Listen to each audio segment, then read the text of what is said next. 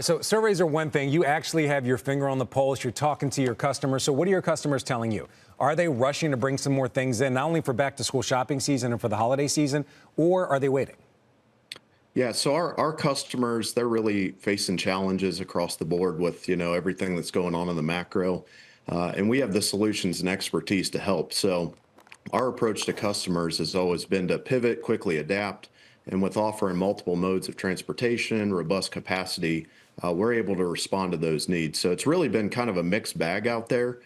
We have a group of customers who are kind of in this wait and see mode, trying to determine if they're going to make long-term or short-term changes.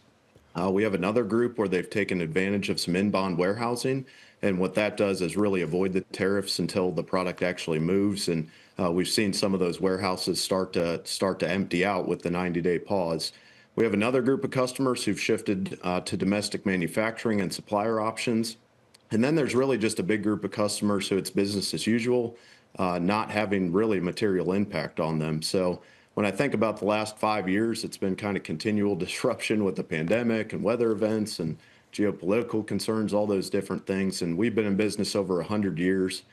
So we work to navigate those supply chain challenges with our customers. Okay. And a good success story I actually heard, we had a company who manufactures commercial and residential kitchen components, and they were based in Italy, and they actually moved their manufacturing over to the United States. So we partnered with them. They trusted us to handle their business. Got it. We've developed a great relationship where now it's a win-win, but a lot of these customers who are kind of bringing this domestic manufacturing, they don't know how to navigate, the American market. So. In all fairness, though, I think the majority of companies are not ready to shift all their manufacturing or just haven't had the time to do so. So I think the majority are still importing from Asia and other places. So I want to go back to that group of customers that you said is business as usual. What percentage of your customers would you describe in that category? And just for the audience, your primary business is truckload trucking. That's where a customer like a big box store fills up the whole truck with electronics, soap, paper towels, whatever it is. They want to fill up the whole truck. And I know you have a number of customers in that big box space as well. So what are they doing?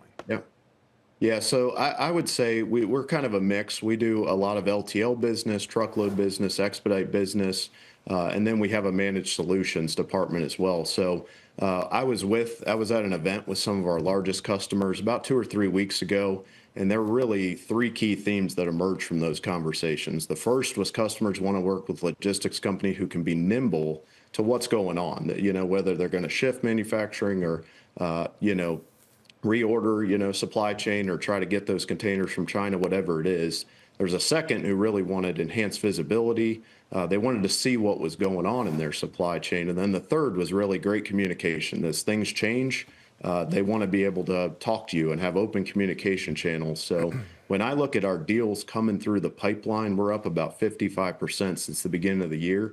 So that tells me customers are looking to partner with logistics company who can help them throughout this challenging time. But we have over 30,000 customers, so we have a pretty good broad view of what's going on out there. So as far as percentages go, I would say it's probably about 50% or more. It's kind of business as usual, and they're just shipping in those usual patterns.